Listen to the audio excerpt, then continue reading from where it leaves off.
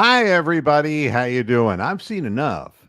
I don't know about you all, but I've seen enough. With me is David Talevsky, and I'm hoping some others join me on the program. There's no reason, and I'll tell you why. There is a reason why I walked away, and it's not because, I'm a quitter. It's because there is no godforsaken reason why Deshaun Watson should still be in the football game. There's He's no not reason. now. Well, it doesn't matter now. He shouldn't have been all the way into the end of the third quarter. He should have been sitting down. I want to know what Jameis Winston preparing for a week with this offense would do. Not wishing anything bad on Jameis Winston, mind you. But the only way you can assess something is to see it happen. And obviously, there was a situation on the field where Stefanski wanted to go for it on fourth down, and there was a communication cross up between he and Watson. We're going to hear all kinds of bullshit excuses about that. But the fact of the matter is, you have to believe that the ownership and management of the Browns wants Watson to get mangled at this point, because there was no reason for him to be in the game. They weren't going to come back. Certainly his confidence was going to be built up by it. There's no reason whatsoever. Welcome. I'm not so sure it's ownership. Haslam was the one who pretty much advocated going for him in the first place. Who do you think's doing it? I think it's Stefanski keeping him out there. All right. Well, whatever it is, then you have to get rid of him too. But the bottom line is, I believe that Stefanski's not the kind of guy who's going to go rogue. I just think that he's been told. I just been through this too many times professionally. I don't believe that he makes that call. I believe that somebody else makes that call. But at any rate, what I wanted to talk about on this program, rather than just, emphasizing the ineptitude of the Cleveland Browns and what you're seeing, the product that they're putting. Hi, Big Lurker UK. How you doing? What these players are not accomplishing on the field. I wanted to bring up a story, and I'm a good storyteller, especially when the stories are true. For those who tune into this program who don't know, I was involved in the ownership of media properties of radio stations for many years. And my job, and I'm going to bring Hammer Time in. Hi, Hammer. How you doing? Jeez, that sucked. Yeah. And my job was to find underperforming radio stations, purchase them, and then turn them around. All right. So I'm a real believer that things can be fixed. There are a lot of fans who were just like, it's the same old Browns. It's the same old Browns. Look at who you were playing. Daniel Snyder, gone. The owner's gone. The whole front office, gone. The head coach, gone. And look at them. There's an infusion of energy and hope with Washington because Daniel Snyder is gone. The thief, the jerk, the self-serving person is gone. All right? Now, we don't control that. He did that all by himself with sexual harassment and whatever. And the league got his ass out of there. So the league should get Jimmy Haslam's ass out of Cleveland. But they can't do that without a legal reason. So, short of that, here's what I know. I know that one person is not more important than the entire team. That is the first lesson of business. I'm going to bring Christopher Milton in. Christopher, I'm in the middle of something, but I'll get to you in just a moment. It's good to see you here. One thing that I know is I would come in and the first thing I would do is I would look at personnel and I would look at the attitude of people. and maybe why they had that attitude. I would see the decisions that previous ownership had made. I went into Flint, Michigan, and this is the story. I went into Flint, Michigan and bought WWCK AM and FM in Flint, Michigan in 1989, actually at the very tail end of 1988, as the calendar turned to January 1 of 1989. The station was a classic rock radio station, having been a rock radio station for its entire existence. And its audience had dwindled steadily from year to year to year, as the rock format never really got off the ground.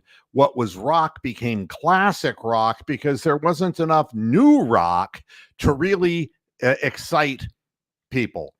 We were going through the phase of Seattle grunge music, and there were some people who liked it and some people who did not. Some people who loved Nirvana, some people did not. And so trying to program a rock station, you were trying to program disparate elements, and it was hard to do. And so you would listen to WWCK, Rock 105, and you would say to yourself, what is the format here? So what we did is we switched the format over to Top 40, which was as blatant a change as you could have possibly made. Hi to Stephen Rose. I'll be with you in a moment. I want to finish a story.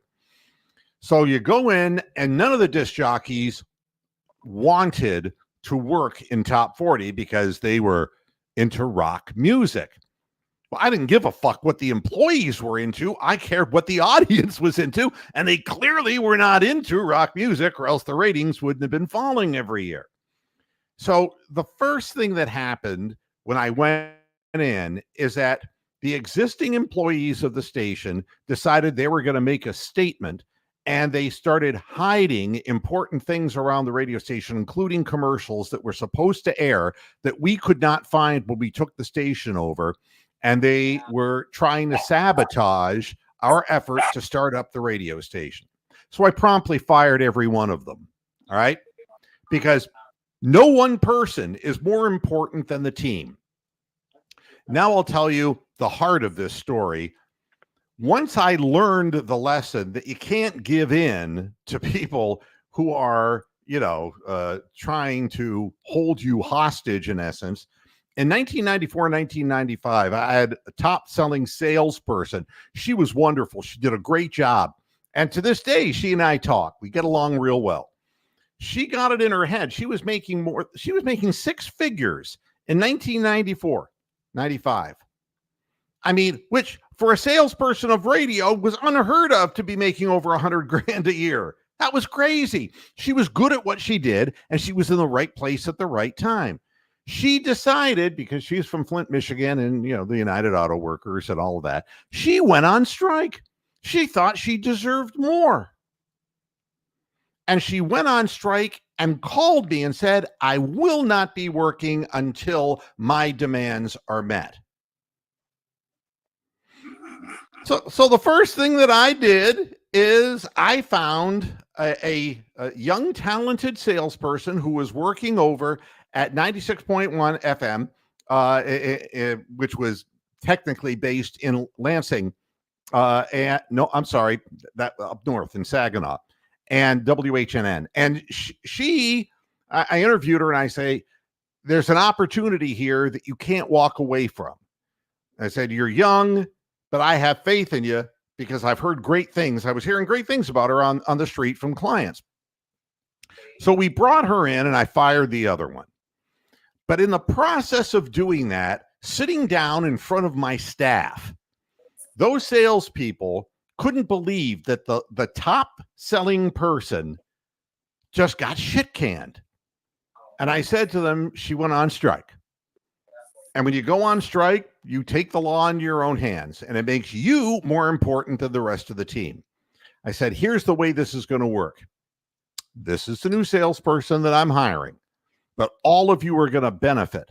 All of you are going to benefit from this woman deciding to walk away from her job. So we redistributed accounts, active and inactive accounts, to give everybody more of an opportunity. And that's when our sales started growing even more tremendously. not only did we not miss her, we gained ground because everybody, it was like an infusion of enthusiasm throughout the business. And from that point on, it was like not arithmetic, but a geometric rise in advertising revenue income. Now, the bottom line is I was thinking about all the staff, not about myself or that one person. The fact of the matter is it's all about the end result. And when you have a choice to make, you make that choice and you make a definitive choice. The definitive choice that I would make right now, so that you all understand where I'm coming from, is to terminate Deshaun Watson. He's finished. He's done. And the reason is he can only play the game one way. And that's the way he's going to play. He wants his piece of pie and fuck the world because he was a star in Houston. Well, he ain't no star in Cleveland. We don't got a star because the one that we had hasn't played since the second week of last year. Deshaun Watson is a guy who needs to be in the shotgun formation. All right. And I'm going to bring Steven in because Steven, I want to go through this whole thing before we get into a group discussion. Gotcha. Deshaun Watson is a guy who likes to create on the field and he loves it in the shotgun. And you can't employ a proper running game from this. And we have a head coach who likes to run the football and have 3 tight ends in a game at the same time, except he can't keep any of them healthy. So what you have immediately is a roadblock. And the team gave up all of its fortune and all of its future on one player, and that one player doesn't fit the scheme of personnel that the front office put together. And it's obviously the case. And I don't feel bad for Deshaun Watson. He's gotten paid a lot of money. Be done with him. All right. He should have been sitting down by the middle of the third quarter, and we should be getting a look at Jameis Winston for the rest of the season.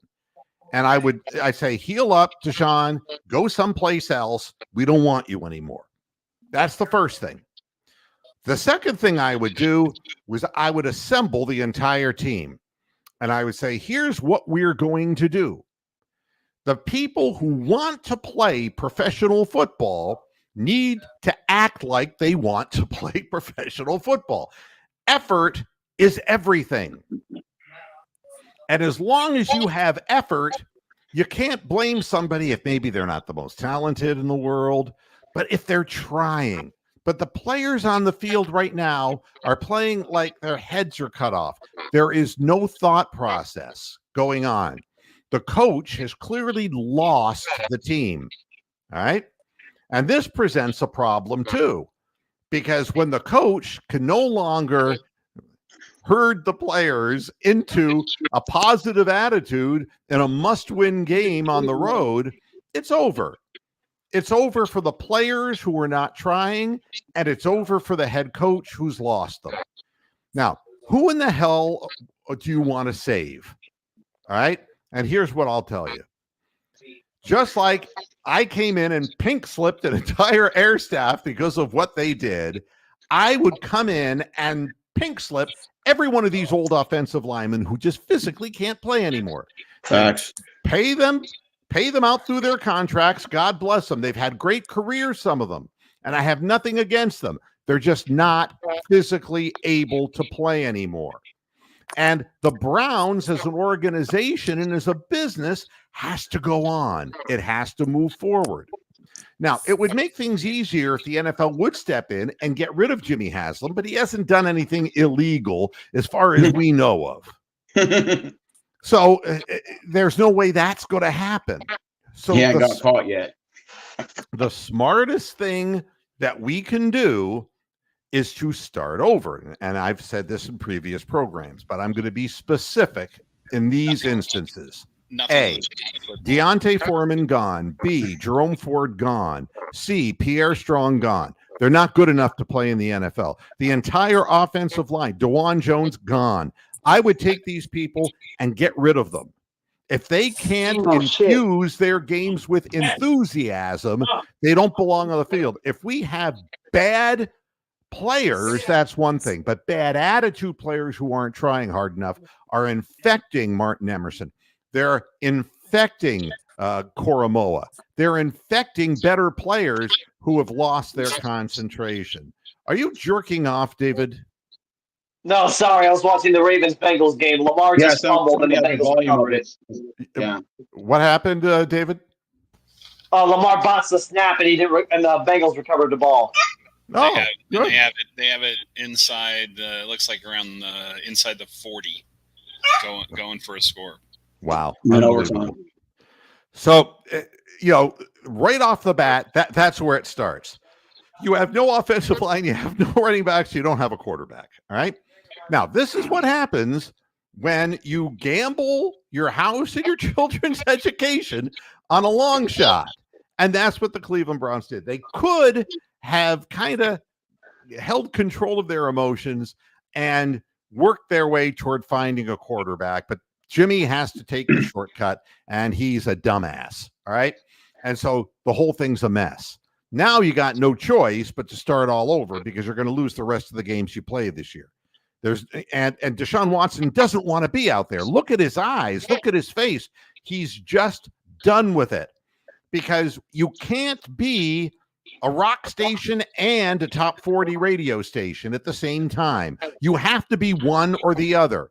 You cannot be a running team with a 3 tight end formation and a shotgun heavy team at the same time. It doesn't work that way. Fast. You have to determine what the fucking identity is of the business that you own. And then you have to pursue the right personnel to pursue that. So we found high personality disc jockeys who are, instead of like, and you're listening to Rock 105, and that's the new song by, and they used to play with Toto and, all that. And you get people with energy who are causing mischief on the air and getting people to listen. Not just to the music, but just to the antics of the radio station. That's how you break a new product. Just look at what the Redskins have done. Compare this Redskins team, Commanders, compare them to what you saw on the field today and the ones in the past. And you'll see a team that has hope. A team that is heading in the right direction for now. And it came with a change of ownership, change of management, the whole 9 yards. The next thing you have to do is you got to get rid of the people who keep drafting these bozo players. And there's too damn many of them. They're deciding to trade for the Elijah Moores. They're deciding to trade for Jerry Jeudy, who dropped another ball wide open in the end zone for no goddamn good reason, except that he sucks. All right. And it's not his fault that he sucks and gets paid a 3-year extension. That's on the management of the Browns. So you fire everybody in that front office. They're not competent people.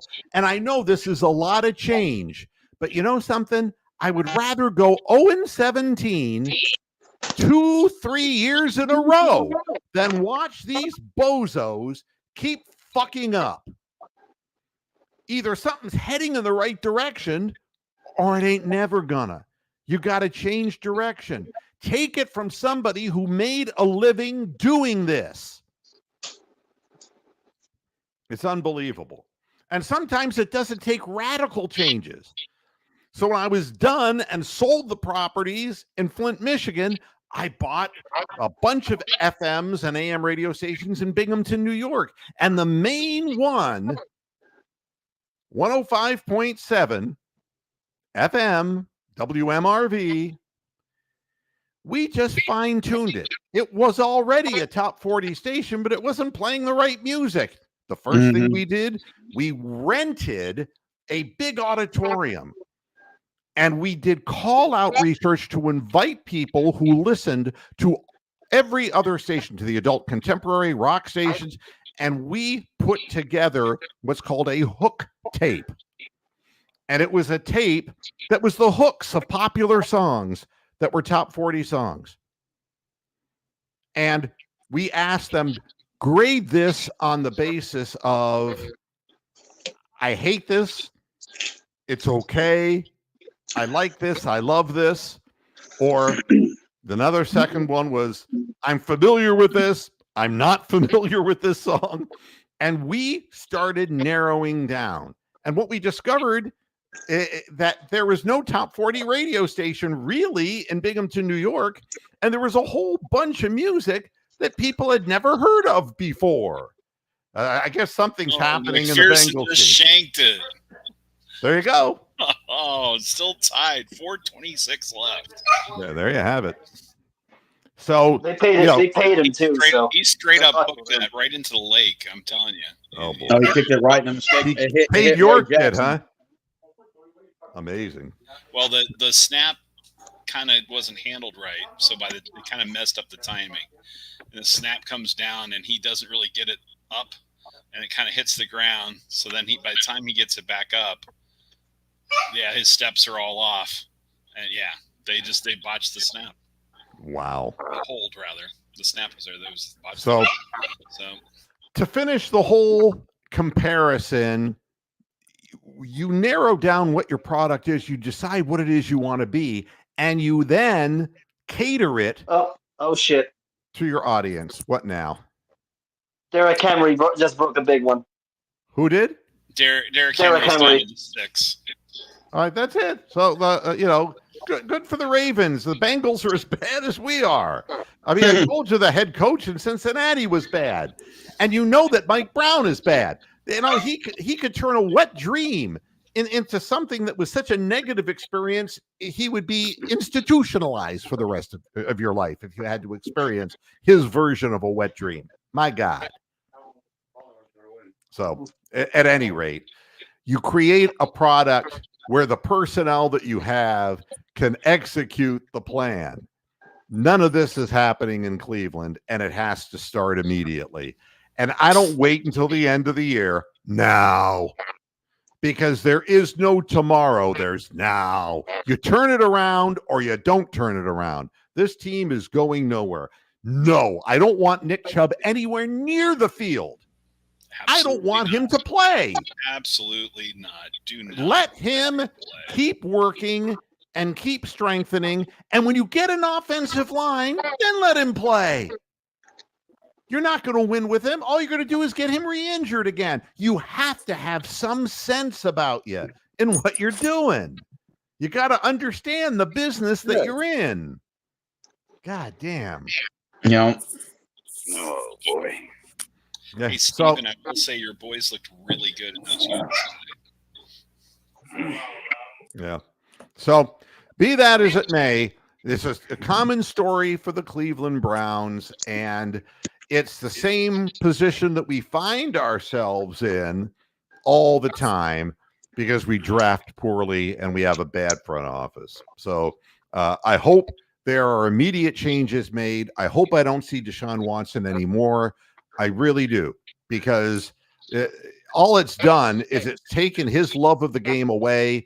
It's taken his ability with trying to do a certain thing with the wrong personnel. The whole thing is star-crossed, as Shakespeare would say.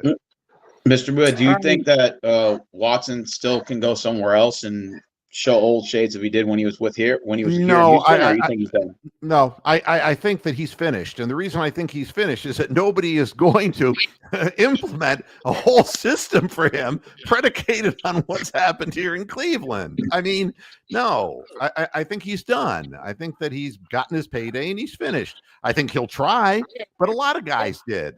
Go ahead. But Mood, I have a question. Sure. You know what was telling for me? You remember when the Browns called the timeout and they came back up to the line and the clock was running out and Watson walked off the field? Walked off the field. And the coach looked like, what's going on?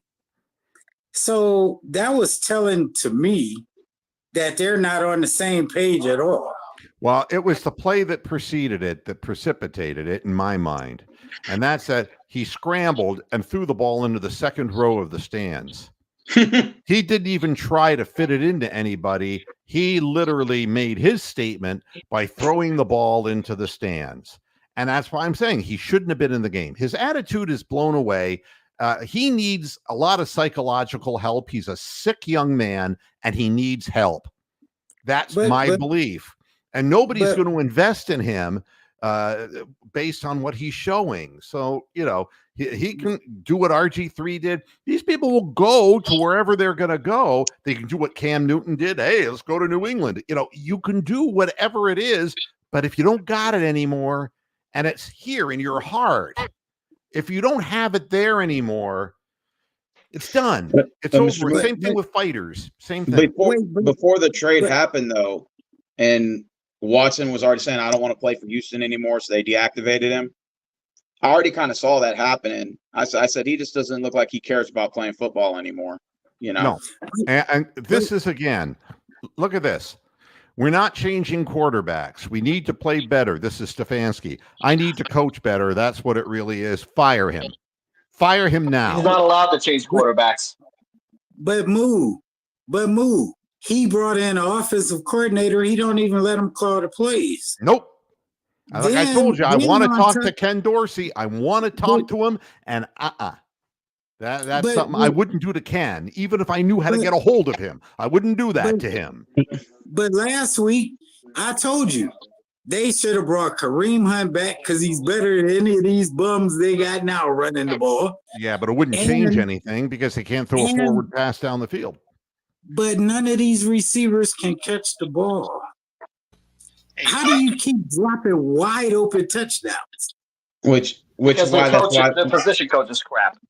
But that's why Muhead was explaining earlier on these previous shows. He was saying that's why they need to get Deshaun out of there because it just doesn't fit the system here. You know, players. And the bottom line is, you know, that's why Flacco was successful last year.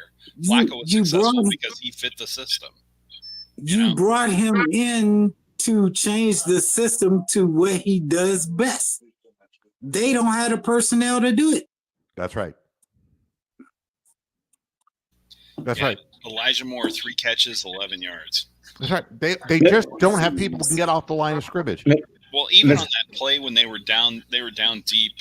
They end up kicking that second field goal, and Watson scrambling around. Everyone was so covered, it was ridiculous. Oh yeah. On second down, they had a chance to throw it to Moore quick, but he had 2 guys in the zone that would have converged on him. But then we were jumping off sides and doing all that shit all over again. I mean, the team is bereft of the will and the spirit to perform. I'm going to say on the alternate side, that was Jaden Daniels. Outside of the running, his worst passing performance of the year.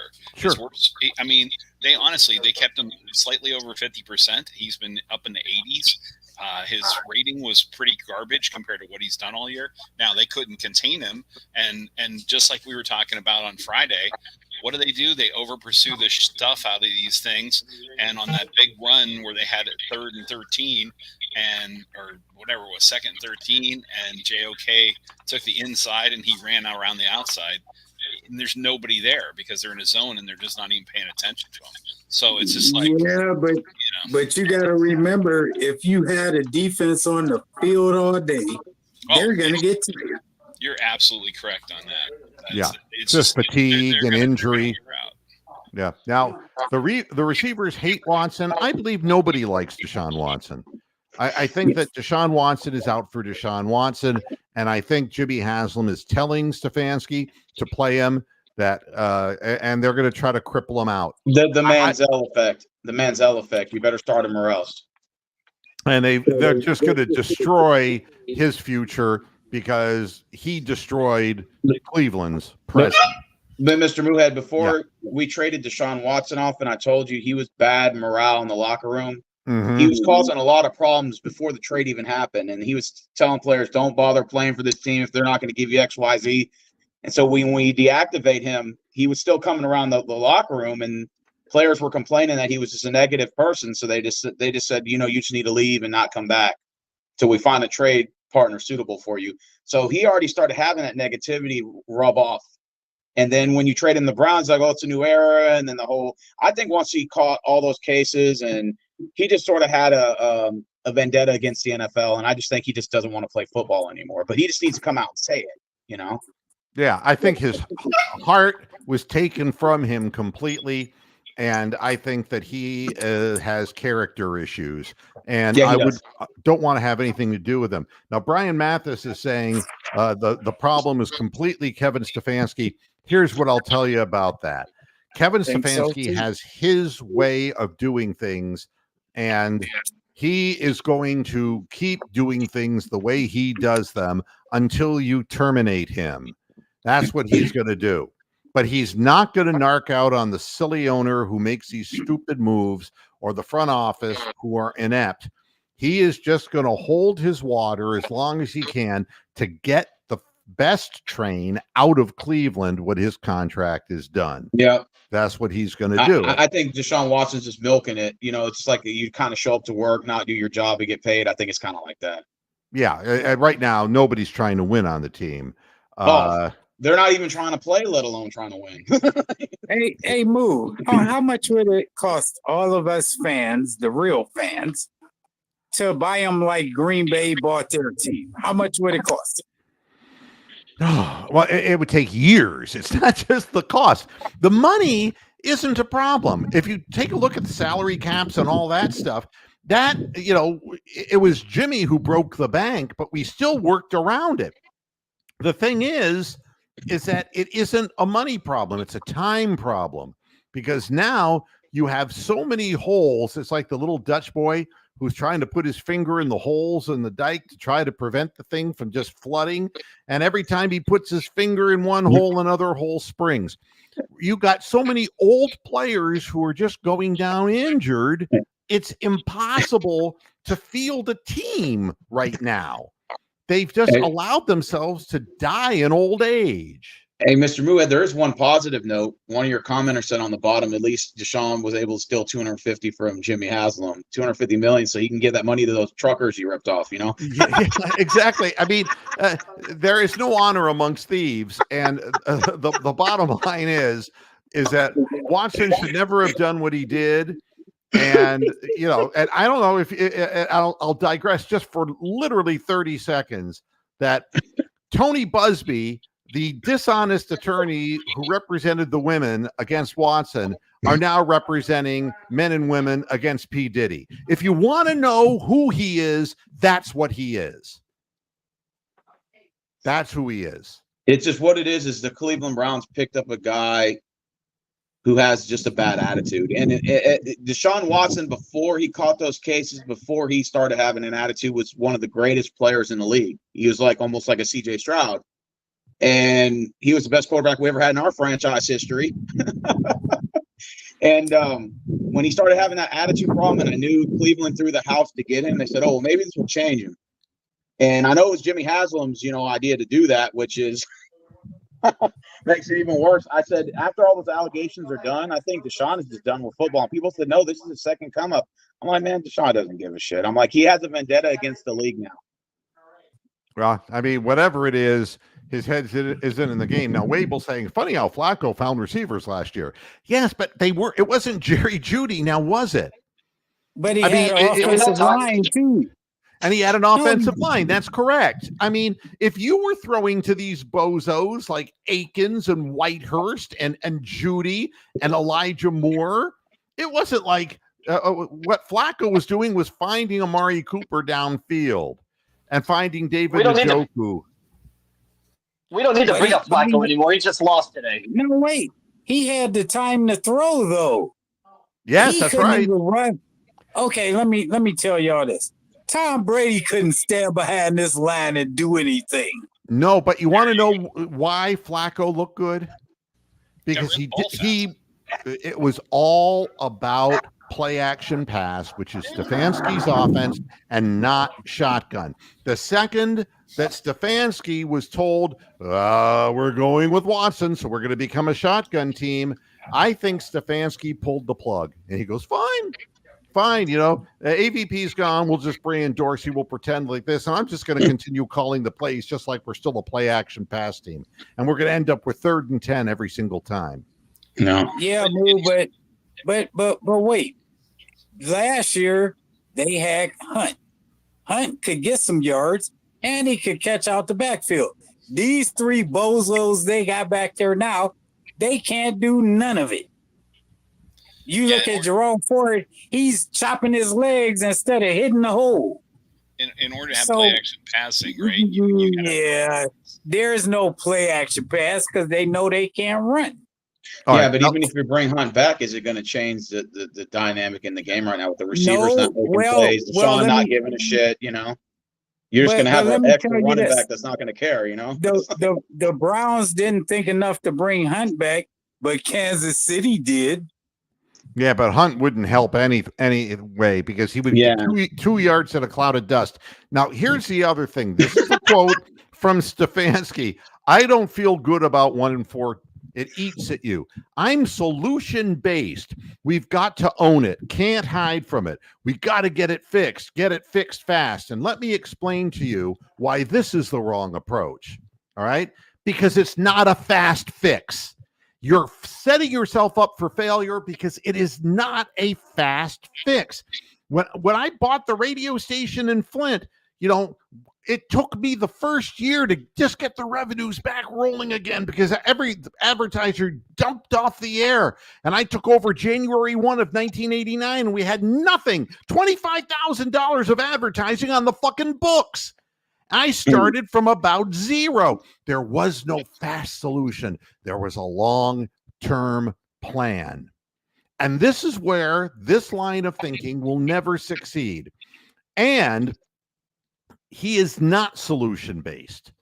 Because if he were, he'd get his head out of his own ass and be able to look peripherally at a different way of approaching this. Because this is not what he is accustomed to. All right. He's not solution based. He's petroleum based. Yeah. And start with me, single me out. I need to get it fixed. This is what Stefanski is. Please fire me. Please fire my ass, please. What? Please. And how many more years? They should fire him in the whole front office, especially DePodesta. How does DePodesta still have a job? I don't get it. Because he's Jimmy's buddy. Yeah. Was he hired from the truck stop? Was he one of his managers from there? Oh, he was a guy who he came from baseball. Yep. What they did is they sold Jimmy on statistics, on analytics. That's what it was. And because Jimmy doesn't understand football. You see, the previous Dorseys don't have any luck in Cleveland. The previous Dorsey, who was the general manager of the team, he was a football guy, and he couldn't have given a shit about analytics, and he succeeded where he was. But the fact is, loads of people have succeeded without leaning on analytics this hard. Analytics are for people who don't understand the business they're in. And let me explain to you, when we went in and did our auditorium test with hook tapes and played music for people, that gave us an idea of what music we should be playing. That's what analytics are for. But it doesn't tell you how to present your product on the air, how to promote your radio station. It doesn't tell you the personality elements and what the audience wants to hear. And for us, we were in a UAW town where the plants were closing down. We developed a bad fucking attitude. That's what we were. We were a group of belligerent people with a sense of humor, and we went out in the community and we had all kinds of deviant fun. We did things. We put a woman out there dressed like a hooker on Dort Highway in Flint, Michigan. And if you said to her, you saw her and said, "Hey, what can I get for $50? She would give you a bunch of CDs and prizes from the radio station. But on the other hand, if you ask the wrong woman that question, you might get a very different answer, because that's where the hookers walked in Flint, was on Dort Highway. So that sounds like a stunt rover believe it would pull. The prostitutes in Flint were wondering why the cars were stopping and asking them about a radio station. And that's the kind of thing that makes people sit back and go, this is crazy shit. And that's what made the business fun. That's what made people want to be a part of it and want to work within the walls of the company, because football players, they're risking their lives, but they're trying to win. They want to win. The worst thing you can do is what the Browns are doing, is wasting people's careers in their prime by doing what they're doing. That's the worst thing you can do. They want out. And Mr. Moohead, no That's matter who why- you bring in, you're going to have those problems with, as long as the front office and Jimmy Haslam's there. Who the hell's going to want to work for them? I don't know. Yeah, he'll An just unqualified idiot. But they need not to bring Chubb. He don't need to play this year, All right. because if he does, they're gonna kill him. And Brian Mathis is asking me, Brian Mathis, chances are, though I wear a silly, oh, wrong Mathis. Moo, if you're saying that about Nick Chubb, how can you say it's Deshaun Watson's fault? I don't see the comparison between those things. I don't understand what you're asking me. I want to spare Nick Chubb until his knee is totally healed and not rush him back to a losing cause and destroy his career. And if it means Next year. that he won't play for the Browns, then let him have a career, because he gave everything he had to this organization. So, it has nothing to do with Deshaun Watson. This has to do with Nick Chubb, and it has to do with his safety. If he's not ready to go, why put him behind a team that has no offensive line? It's stupid. There are no adjustments, Tom Hawley, because in the end, all he knows how to do. Don't you notice that Whitehurst is up, Akins is up, and now Njoku's back? He's back to 3 tight ends, but it ain't going to work because he has no offensive line. There is no fix for a team with no offensive line. That's just the way it goes. This is the first time in history. Nope, it's the second time I've ever cut a game off in the third quarter. Yeah, well, there's nothing to watch. It was over by halftime. That's like driving by a Yeah, car wreck but- and standing there and staring at it. Yeah, but I didn't know it was over at halftime. I was, there was always hope. But hey, at least we got the Guardians. You're missing the point, Brian. Maybe you want to miss the point. The point is Nick Chubb is finished if he doesn't have an offensive line behind him. If you don't give him that little crease that he looks for, even if he's 100%, he's finished. The whole team is finished, because no matter who you put at quarterback in front of this sieve of a line is going to fail. So it's you just got to build the line first. This is going to take years, folks. But you know something? I want to point something out, because I live in Florida half a year, and I live in Ohio half a year. And the area around where I live in Florida has been destroyed by Hurricane Helene. All right? Anna Maria Island, gone. 100% of the houses gone on Anna Maria Island. You can take a look at the damage on Lido Beach, on Bradenton Beach. The tourism trade is gone. It is destroyed. You want to talk about finished? There are people whose homes are gone, and the insurance companies are declaring Chapter 13 and Chapter 11 because they don't want to pay for it. And there's another hurricane that's supposed to hit Milton. Milton is on its way. Wait. Moo, do you see my last name? Yes, I do. Do you see the hurricane that's coming? Yeah, you're a force of nature, man. Ain't no doubt about that. Hey, Milton, are Oh, you sure. I hope Milton, it's not that bad, though. Hey, are you swinging at the air at this Browns game? Hope you don't do the Hulk Hogan and rip that shirt off. No. Are we sure that, I don't want Florida destroyed anymore anyway. I hope it goes south. Don't defend Superman here, Brian, because you're really way off target. He lost his arm. he couldn't make the requisite throws across the field anymore. Don't tell me my business, please. Are we sure they didn't name the hurricane after Milton Berle? I thought they were going to name him Milton Bradley. Oh, God. Yeah, well, we hope it's not as bad as the last one. And this is the truth. Wable tells the truth. They took a long shot at somebody because they don't know how to choose and draft the right ones. And, this may be Jaden Daniels becoming a great young quarterback and Caleb Williams becoming a flop. It's possible that the 1 and 2 picks should have been reversed and that the fate of the Bears now is going to be down, whereas the fate... Well, they won today. That's nice. I'm glad for them. How did Caleb do? But it could be that both of them are good. It's possible. But Wait, Moo, I got one question for you. Sure. So, did you see the Washington's quarterback mom when she was dressed like talking to ownership? Yeah, I saw a quick shot of her. Yeah.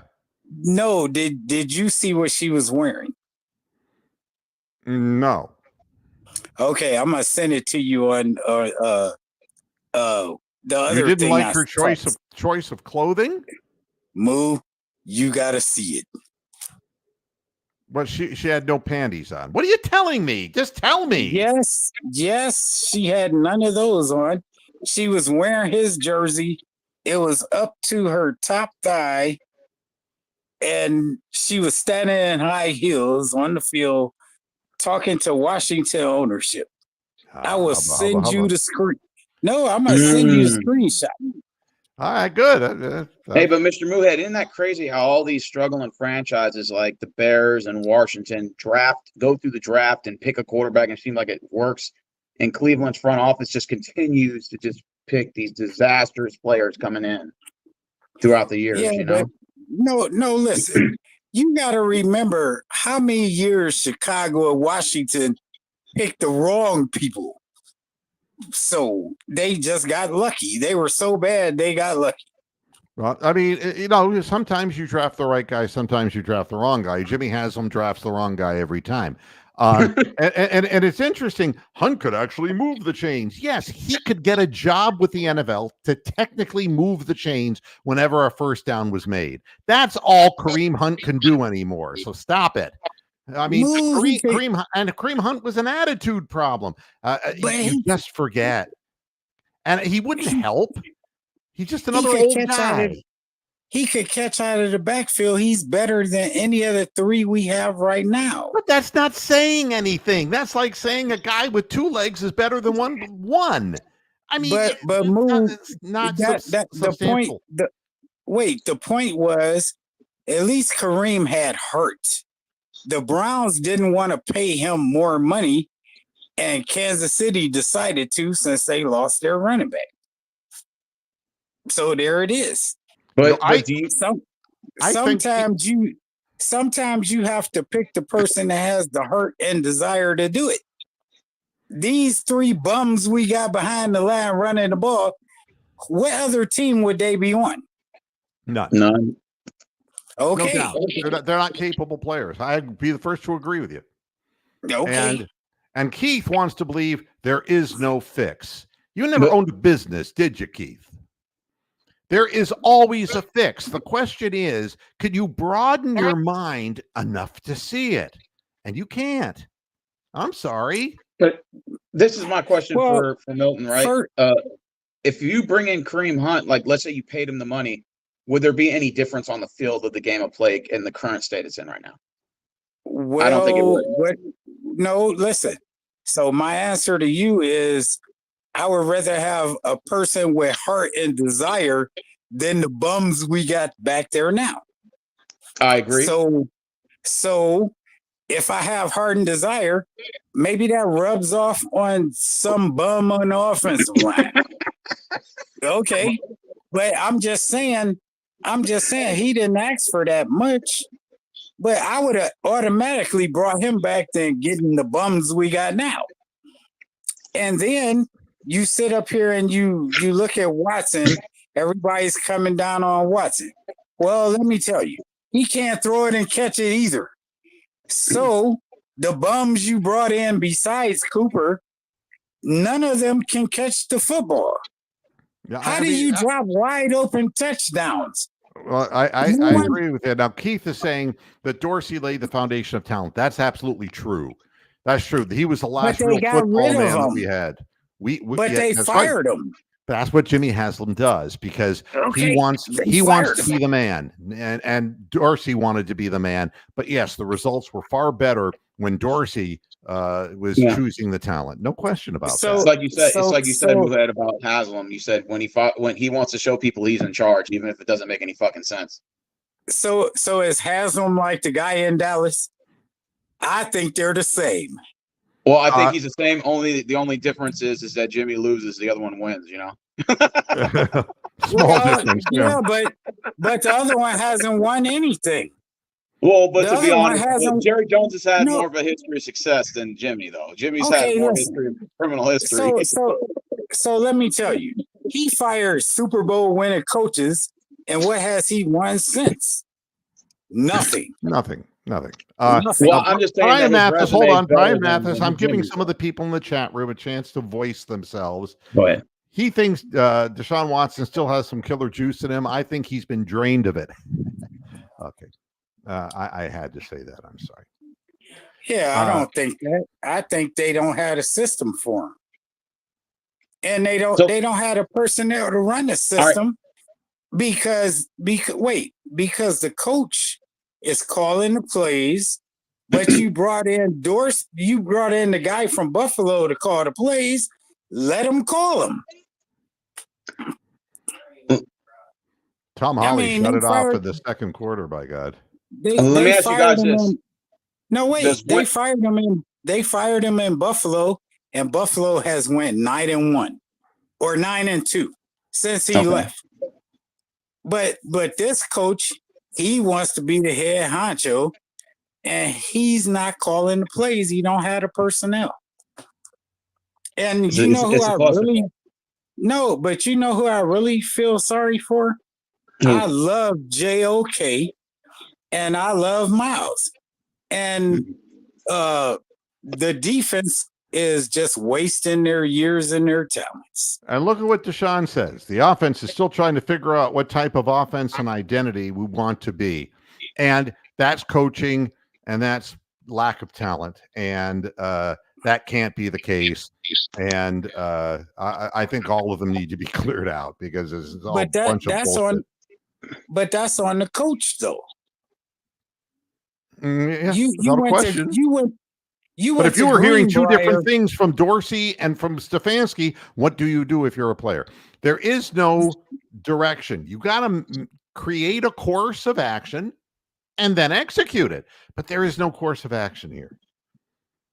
Because you can't have a coach calling the plays and you hire the offensive coordinator. Let him do his job. God, this guy's still with Greg Williams. Greg Williams is a psychopath. But let me tell you, the defensive coordinator, he's going to go somewhere else because he's sitting up here and his defense is getting wore out and they're better than this. They're so much better than this. But you can't keep them on the field all day. You can't keep anybody's defense on the field all day. And look what Big Lurker is putting up here. If Ken Dorsey brought in all this new stuff, should he be the one calling the plays? That's the question. Watson's answer. That's a Kevin question. You see, this is what you have. Kevin won't give up the reins. And it's wrong. You don't bring a man in to do a job and call him an offensive coordinator and not let him do his job. Yeah. Right. Even Watson just told you that. Dorsey's not calling the plays. Kevin's calling. Kevin don't know how to call plays without the personnel that he has. Hey, Mr. Muhead, do y'all still got the Browns finishing with 6 or 7 wins? Because I mean, I got them a lot lower than that after today. No, I don't think not they're win another going to win for a long time. That's what I think. This is going right back to Hugh Jackson. This is lost. I mean, I know when something is totally. When I went in to visit the radio station in Flint before I purchased it, I could see that there was no spirit in the building whatsoever, that it was bereft of any soul, any spirit, any living excitement about going to work. It was gone. So I knew what my job was, and I knew what the important thing was. And year one was to break even, not to lose my ass in there. That was year one. And then you start building from there. The Browns is going to take more than year one. If a new owner came in and a new front office came in, it would take 3 fucking years of doing everything as right as you could do it to become a respectable football team again. And this is all on Jimmy Haslam and his front office. I don't understand Big Lurker's comment. It says Stefanski on Jed Will's play. To be honest, we'd be almost better off going without a left tackle. I don't think he actually said that. He would go, I'm trying to think what he would say. I got to be better. He has to be better. We all have to be better. Hey, but move one more thing. Did you hear what the Guardians manager said about them being off for 1 week? Oh, we practiced really hard. We simulated everything. Yep. They worked really hard. Did you see the results of that? Yep. And I think that's a real good point, because you have a situation where the Cleveland Browns came out in week 1 after they had their nice, pleasant time at the Greenbrier, where they didn't do anything football because it rained so much. But they went to the hot tub and they had a good time. And they came out in front of their home fans and they laid an egg. The Guardians, who are a low payroll team who nobody thought would be there, comes out in the first inning of a goddamn game against the hottest team in baseball, the Detroit Tigers, who the last month of the season have been the hottest team in the league. And they wiped them out with 5 runs in the first inning. You know, it's nice to see, and Stephen Kwan got it started right away, man. And it's like somebody turned a switch on with him, and the team did, and Bybee, when he got into a little bit of trouble, settled down, got the important outs, and the bullpen shut him down. Everybody did their job because the moment was not too big for them. And I don't care if we lose the rest of the games to the Tigers, but it was nice in front of a packed house in Cleveland that the people who paid their hard-earned money got their money's worth from a team who was trying as hard as it could. That is what sports is. That's the payback for the fans for reaching deep into their pockets. So I'm seeing Rashard Higgins is actually chiming in about the situation with the Browns, and he has an interesting statement here. When they were with Baker, they would stay after practice and make extra throws with the receivers for special plays or anything Baker didn't feel good about during practice. Damn. But so let me say one more thing about the Guardians. If they can get through tomorrow's pitcher, they're going to the American League Championship. So Skubal is the best pitcher in the American League, and right, he's lost 1 game. Yeah, that would break their spirit. I mean, if they go back to Detroit 1-1, they're okay. But if they go down 0-2 with their best pitcher, their heart will be taken from them. So, and don't think for a minute that Stephen Vogt and the Guardians don't know that. And here's the other thing I wanted to point out while we're talking about the Guardians.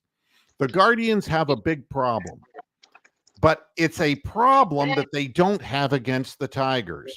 And it's not being talked about. The Tigers, through A.J. Hinch, their manager, the pitchers throw strikes to get ahead early in the count. The problem with the Guardians, they don't have patience. And if you start throwing balls outside of the strike zone, they'll swing at them and they'll strike out an inordinate number of times or make bad contact on the ball. By coming right at Stephen Kwan, the left-handed pitcher came right at him and the ball hit 9 feet below, just a couple feet below the 9-foot wall, a double to start out the game. And 5 runs later, a hanging, by the end of the inning, by the 5th hitter, a hanging curveball went over the left field wall. The bottom line is when you're throwing too many strikes, you're letting an impatient young team get the better of you. And Skubal's that kind of a pitcher too.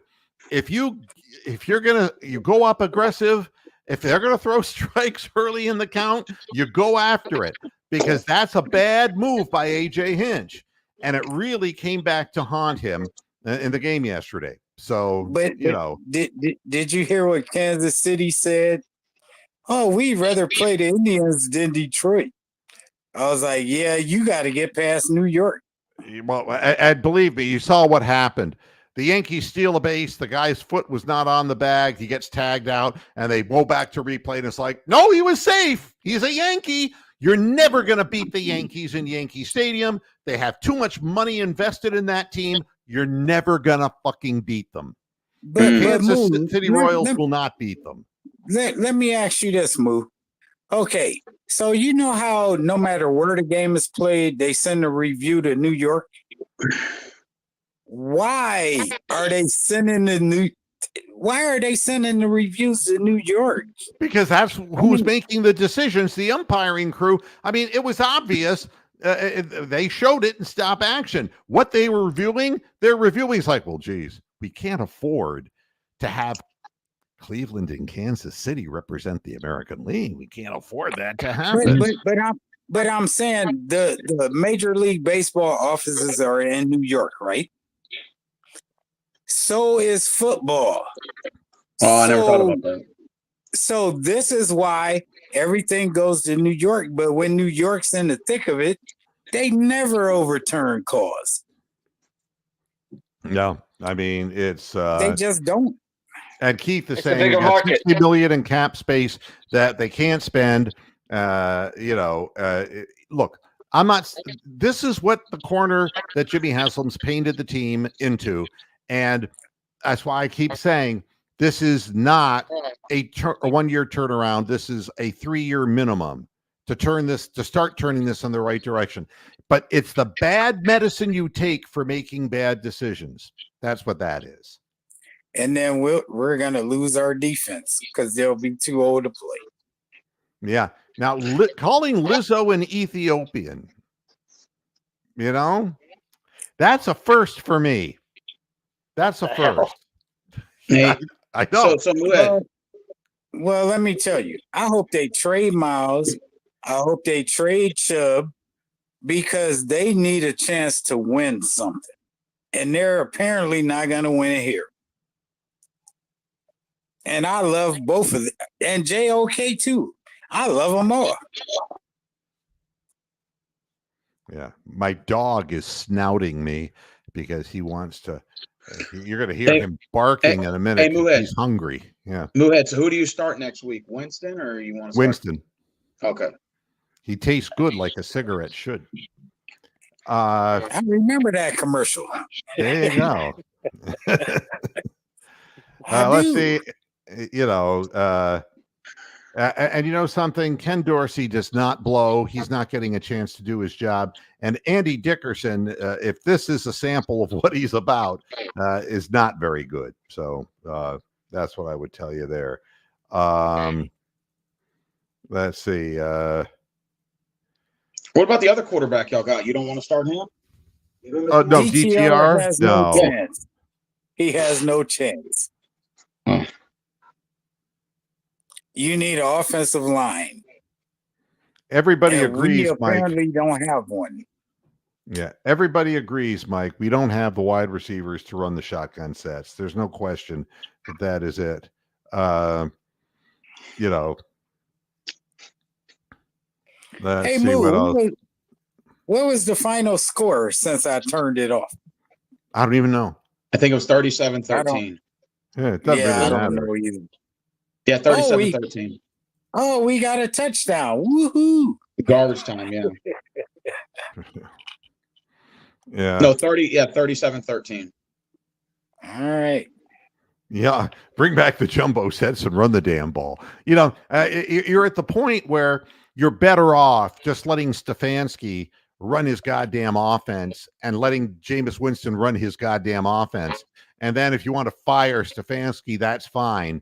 But the bottom line is let him go, down on his shield, I mean, it's stupid to ask people to perform something that they just can't perform. That doesn't make sense. Oh, here's a nice name for you. Higgins. Baker elevated players like Rashard Higgins. I mean, this is one of those comments where honestly, it's like I'm spreading my legs saying, just suck on this. I mean, nothing would elevate Rashard Higgins. The guy was terrible. He had a bad attitude. And he was lazy.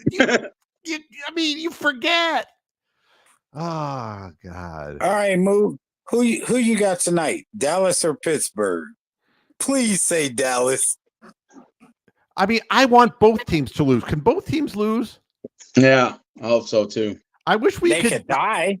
I wish we could divert, Hurricane Milton in your honor, Christopher. We could divert it to Pittsburgh. No. Well, no. I mean, I that's too close to where I am right now, and I'm not. I have personal interest in this, but no, Dallas. Let Jones, let Jerry Jones. Just a narrow swath of that. Just pull his mansion to the ground. I don't want either one of those teams to win. All right, I guess I'm finished. I think I've said what I want to say, and there's so many comments in the chat room. I hate to cut out early, but I got to feed my dog, and I got the rest of my life to live here. And I'm just going to go through the last. Just to let you guys know, the Mets look like they're going to steal another game in Phillies. They're up 2-0 in the fourth. Yeah, the Mets now are the miracle Mets, aren't they? No, they look like the Rangers of last year. Wouldn't that be good? Lindor and the Mets against the Indians or the Guardians? Yeah. Again, MS1. I remember Rashard Higgins going into the Hall of Fame just like you do. He was great. He was great. He was outstanding. Where did he go after Cleveland? Where did he go?